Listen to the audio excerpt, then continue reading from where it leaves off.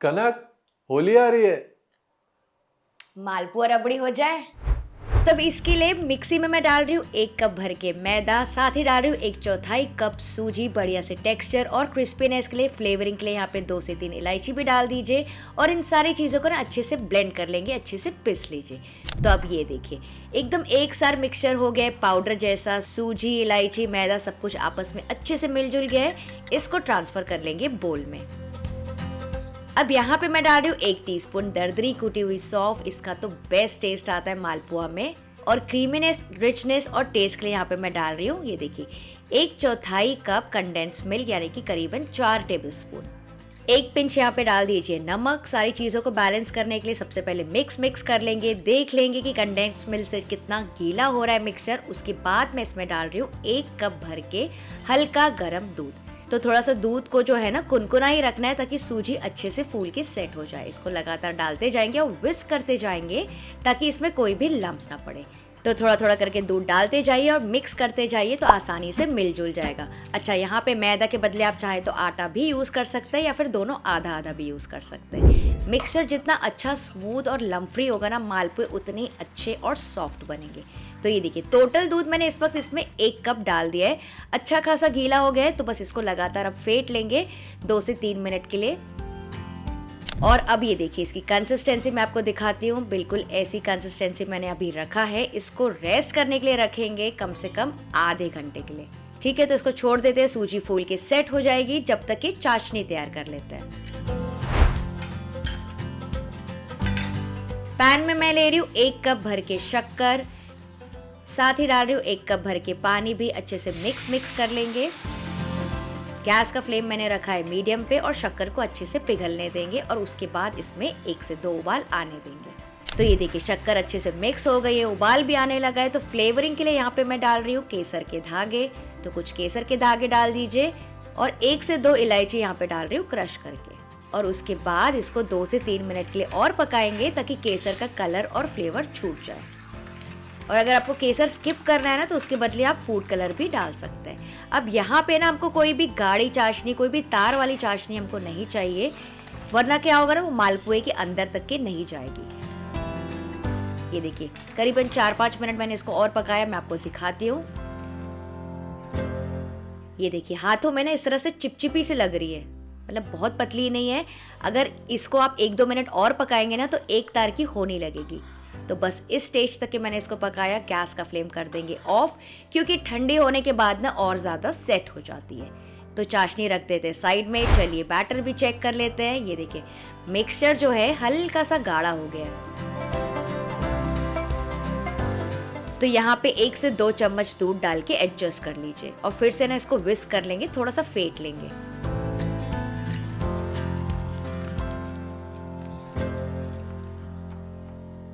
अब इसकी कंसिस्टेंसी जो है ना बहुत ज़्यादा इंपॉर्टेंट है। ये देखिए आप इसकी कंसिस्टेंसी चेक कर लीजिए।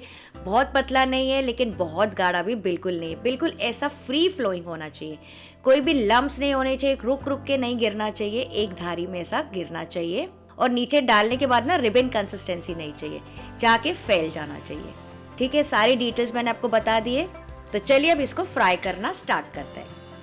तो इसके लिए मैंने यहाँ पे लिए ये फैली हुई कढ़ाई, ताकि मालपुए जो है अच्छे से फैल सके। और जो तेल जो है, ये देखिए मैंने बहुत ज्यादा ऊपर तक के नहीं रखा है, जैसे नॉर्मली हम भजिया तलते हैं उतना तेल नहीं रखना है। इसको सबसे पहले गरम कर लेंगे मीडियम फ्लेम पे। अब चेक कैसे करें कि कितना गरम हमको चाहिए। ये देखिए एक लकड़ी का चम्मच या फिर स्पैचुला या फिर टूथपिक डाल के चेक कर लीजिए इस तरह से। ये देखिए साइडों से बबल्स आ रहे हैं, मतलब कि बराबर गरम है। तो मीडियम तापमान में ही रखना है हमको। और अब एक कड़छी भर के लेंगे और इस तेल में ना इस तरह से ऊपर से डाल देंगे।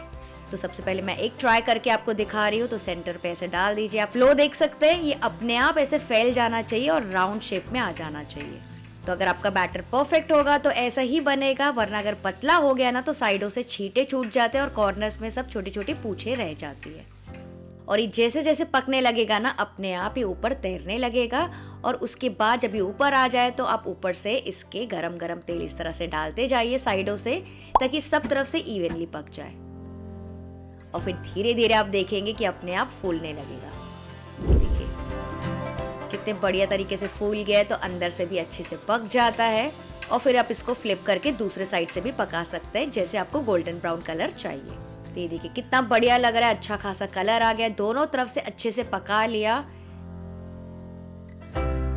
तो इसको निकाल देंगे। तो अब आपको तो पता ही चल गया होगा प्रोसीजर क्या है। तो अब आप एक साथ 2 से 3 मालपुए आसानी से यहाँ पे बना सकते हैं। ध्यान दीजिएगा गैस का फ्लेम मीडियम होना चाहिए और एक बैच को पकने में ना करीबन 6 से 7 मिनट आराम से लग जाते हैं।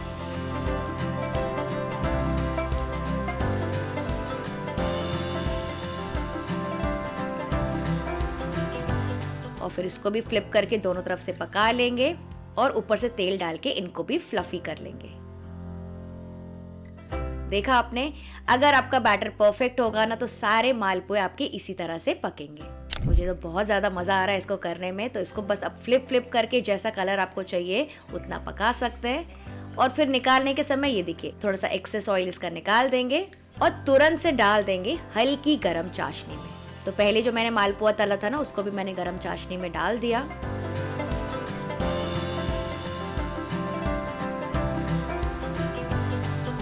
और चाशनी में डालने के बाद इसको सोक होने देंगे बस 4 से 5 मिनट के लिए, ताकि चाशनी जो है अंदर तक के एब्सॉर्ब कर जाए और अच्छे से जूसी बने।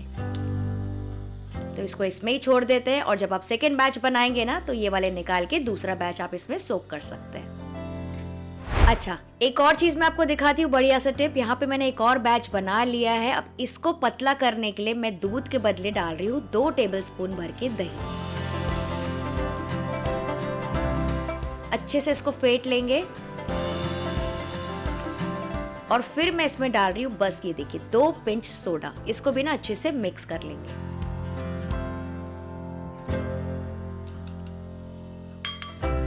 और फिर इस बैटर के भी बना लेंगे मालपुए जैसे कि हमने पहले तैयार किए थे।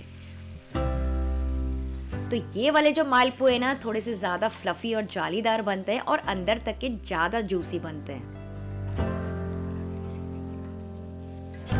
तो नॉर्मली आपको कैसे मालपुए पसंद है? पतले वाले क्रिस्पी, सॉफ्ट और फ्लफी, रबड़ी के साथ या फिर बिना रबड़ी के साथ? मुझे कमेंट करके जरूर बताइएगा। तो ये देखिए ये 3 भी मैंने बना लिए। इसके ऊपर भी तेल डाल के अच्छे से फुला लेंगे। तो जितना आपको क्रिस्पी करना है क्रिस्पी कर सकते हैं, सॉफ्ट रखना है तो सॉफ्ट रख सकते हैं, जैसे आपकी मर्जी हो।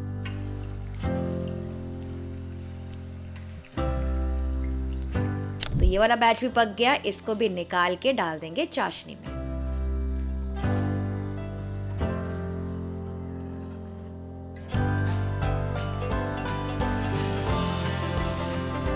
तो सारे जो मालपुए अच्छे से सोख हो गए चाशनी में। बहुत ज़्यादा देर रखना नहीं होता है, बस 4 से 5 मिनट भी काफ़ी होता है। इन सबको निकाल देंगे प्लेट में। लग रहा है ना बहुत ज़्यादा कमाल के और रसीले। तो सारे अच्छे से प्लेट अप कर लीजिए और ऊपर से आप गार्निश कर सकते हैं थोड़े से नट्स या फिर पिस्ता, जैसे आपको खाना हो। ये देखिए काफ़ी ज़्यादा टेम्पटिंग बनते हैं। और अगर आप चाहें ना तो इसके ऊपर आप रबड़ी डाल के भी खा सकते हैं इस तरह से। ये देखिए, और इस तरह से तो बेस्ट लगते हैं। तो लच्छेदार रबड़ी कैसे मैंने बनाई थी उसका वीडियो ऑलरेडी है चैनल पे, आप नीचे डिस्क्रिप्शन बॉक्स में जाके चेक कर सकते हैं। तो चलिए अब बारी आती है तोड़ के दिखाने की। तो ये सबसे पहले जो मैंने बनाया था ना बिना सोडा वाला, वो मैं आपको दिखाती हूँ। ये देखिए थोड़े से पतले बनते हैं लेकिन बहुत ज़्यादा ये भी जूसी और टेम्पटिंग लगते हैं। बाहर से हल्के से क्रिस्पी और अंदर से सॉफ्ट फ्लफी। ठीक है, और जिसमें मैंने सोडा और दही डाली थे ना वो वाले भी मैं आपको दिखाती हूँ। ये देखिए ये तो काफ़ी फ्लफी और जालीदार हैं। चाशनी को अंदर तक के सोक कर देते हैं और थोड़े से ना जालीदार और गद्दे जैसे बनते हैं।